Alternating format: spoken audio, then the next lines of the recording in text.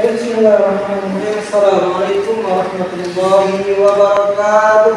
Waalaikumsalam warahmatullahi wabarakatuh. Baik anak-anak, gimana kabarnya? Alhamdulillah, luar biasa. Allahu Akbar. Masih pada semangat semuanya? Semangat. Ini anggotanya cuma berapa orang atau bagaimana? Berlima. Ya, mengawali pembelajaran kita pada pagi hari ini, alangkah baiknya kita berdoa terlebih dahulu agar pembelajaran kita pada pagi ini dapat dilancarkan, dapat dimudahkan dan bermanfaat. Silakan ketua kelas Fauzan dibimbing. Baik teman-teman semua, sebelum kita memulai agenda pembelajaran kita pada pagi hari ini, mari kita berdoa dimulai.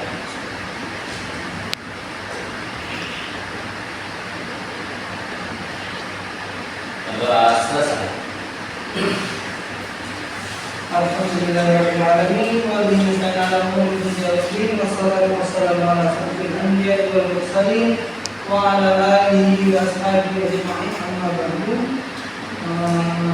Pada anak-anak semua, insyaallah pada pagi kali ini materi yang akan Bapak sampaikan yaitu tentang taharah. Di sini dari anak-anak semua ada yang tahu itu apa taharah? Nah, Fauzan, taharah itu apa? Taharah itu bersuci. Bersuci itu menurut istilah bahasa ya. menurut bahasanya bersuci. Fauzia, menurut istilahnya taharah itu apa? Bersuci dari hadas kecil dan besar. Bersuci dari hadas kecil dan besar untuk melaksanakan ibadah. Oke. Jadi langsung Bapak jelaskan ya. Kata taharah itu menurut bahasa itu sama halnya dengan an-nazafah, yang mana yaitu artinya bersih, kebersihan atau bersuci itu menurut bahasa. Sedangkan menurut istilah, taharah ialah suatu kegiatan bersuci dari najis dan hadas sehingga seseorang diperbolehkan untuk mengerjakan suatu ibadah yang dituntut kalau dalam keadaan suci seperti waktu sholat, waktu ibadah-ibadah yang lainnya, ibadah wajib lainnya. Seperti itu. Sampai sini paham apa itu taharah? Insyaallah. Kegiatan bersuci ini juga meliputi kegiatan menyucikan badan, pakaian, dan tempat. Yang mana di dalam Al-Quran surah Al-Mudaththir ayat 4-5, wasiyah bakal-bakal wal izat wahjur, dan bersihkanlah pakaianmu dan tinggalkanlah segala perbuatan yang keji. Itu untuk Al-Quran di surah Al-Mudaththir. Lalu pengertian taharah sudah. Sekarang kita masuk ke macam-macam air. Macam-macam air untuk bersuci itu ada berapa? Ada macam-macam air untuk bersuci? Ada 4. Yang pertama itu apa? Air suci Air suci mensucikan. Disebut juga dengan air mutahharah. Terus yang kedua air apa? Air makruh. Ya, air makruh ini air apa? Air yang air suci tetapi tidak dinyucikan. Air makruh ini air yang terkena paparan Sinar matahari, yaitu air musyam mas, ya. Itu untuk air makruh. Terus yang ketiga itu air apa? Air mustahmal. Air mustahmal ini apa? Suci dan tidak mensucikan. Jadi yang dimaksud air mustahmal ini adalah bahwa air ini hukumnya suci tapi tidak dapat mensucikan. ada 3 macam pembagiannya, yaitu air suci yang dicampur dengan benda suci lainnya sehingga air itu berubah salah satu sifatnya. Misalkan air marjan ya. Airnya yang bercampur, air marjan itu suci nih, Ya. air kelapa pun suci, tapi ketika bercampur dengan air yang suci juga, itu maka dikatakan dengan air mustaqimah. Maka kopi kan suci, bisa kita minum. Ya. Berapa? Ketika bercampur dengan air itu, maka hukumnya tidak berubah sifat. Sama ini dengan air mustaqimah. Itu yang ketiga. Terus yang keempat itu apa? Air mutanajis. Air mutanajis. Air mutanajis ini air yang terkena najis. Air yang udah kurang 2 bulan, dari 2 bulan terkena paparan kotoran binatang seperti itu, atau kotoran manusia seperti itu dikatakan air yang najis. Itu macam-macam air untuk bersuci. Ya. Terus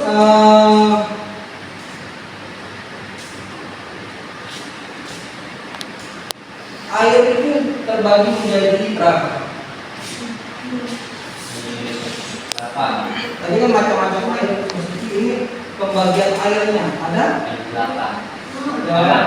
Ada? 7. 7. Ya, air untuk bersuci ada? Ada 7. Tujuh. Yang pertama, Air laut. hujan. Yang sekarang, hujan. Air hujan. Terus laut. Air laut. Air sungai. Air sungai. 4. Air sumur. Salju. 5. Salju. Air mata. Air. Air. Ya, di situ yang keenam air salju. Yang ketujuh baru air embun. Itu air yang dapat kita gunakan untuk bersuci. Nah, selain air yang dapat kita gunakan untuk bersuci, apa lagi yang bisa kita gunakan untuk bersuci? Debu bisa. Terus batu bisa. Daun. Apalagi kulit kayu, tisu itu bisa kita gunakan ketika kita tidak menemukan air ya. Ya. Seperti itu. Sampai sini paham anak-anak? Terus kita masuk ke najis dan tata cara membersihkannya, tata cara bersucinya. Najis terbagi menjadi berapa? Najis terbagi menjadi 3. Yang pertama najis muhaffafah, ya. Najis muhaffafah ini termasuk najis ringan. Ialah air kencing anak laki-laki yang belum berumur 2 tahun dan belum makan atau minum sesuatu kecuali air susu. Nah, itu air muhaffafah. Karena najis muhaffafah. Terus yang kedua itu ada najis mutawassithah. Yang termasuk najis mutawassithah ini adalah najis sedang. Ialah bangkai binatang darat yang berdarah sewaktu hidupnya.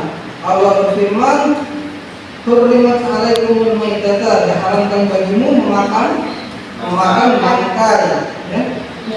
Terus najis mutawassithah ini darah, misalkan ada nyamuk yang sudah menggigit kita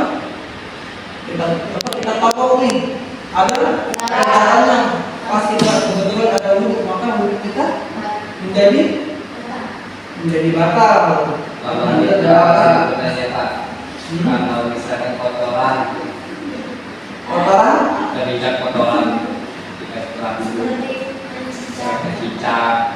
Nah, itu kita bisa bersihkan selagi itu tidak berceceran di tempat-tempat lain, itu bisa kita bersihkan ya.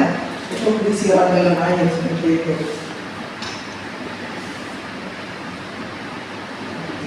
Terus ada tanah, muntah, kotoran manusia, kotoran binatang itu juga termasuk najis mutawassithah. Terus yang ketiga itu najis mughalladhah. Najis mughalladhah ini najis apa? Najis yang yang berat seperti Pegang yang tadi. Jadi najis mughallaza ini adalah najis kayak kotoran babi atau anjing seperti itu ya. Air liurnya serta kotoran air liur serta kotoran anjing dan babi seperti itu. Sampai sini ada yang bertanyakan.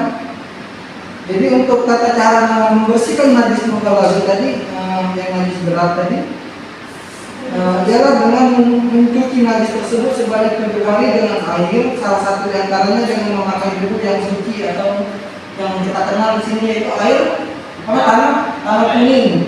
Ya. Yang mana di dalam hadis Muslim dan Abu Hurairah, tuhuru ina ahadikum iza walagha fihi al-wudu ayyadrisahu sab'a marratin aw lahunna biturab. Sucinya tempat dan peralatan salah seorang kamu apabila dijilat anjing hendaklah dicuci 7 kali. Permulaan dari 7 kali itu harus dengan salah satunya harus dengan tanah atau debu. Hadis riwayat Muslim dan Abu Hurairah. Sampai sini ada yang ditanyakan? Kalau tidak kita cukupkan karena berhubung waktunya terbatas. Ada yang ditanyakan? Bisa? Gimana saudara Izam? Jadi jika najis mukhallaza tadi itu bertelan, Pak, gimana cara membersihkannya? Najis mughallaza tertelan, saya rasa itu tidak mungkin. Iya. Contohnya kan itu tadi babi anjingnya. Nah, misalkan itu kita cuma nggak tahu bahwa di suatu tempat makanan bahwa ternyata makanan itu tadi. Nah itulah indahnya Islam itu, semuanya memiliki apa itu mas? Keringanan ya. Jika kita tidak mengetahui itu ada kotoran atau bekas sisa liur anjing ataupun babi, itu dimaafkan. Tapi kalau kita sudah tahu dan itu tetap kita lakukan, itu akan menjadi najis. Di sini bisa dikatakan dengan berdosa karena apa? Lain ya. Mungkin masih ada? Sudah cukup?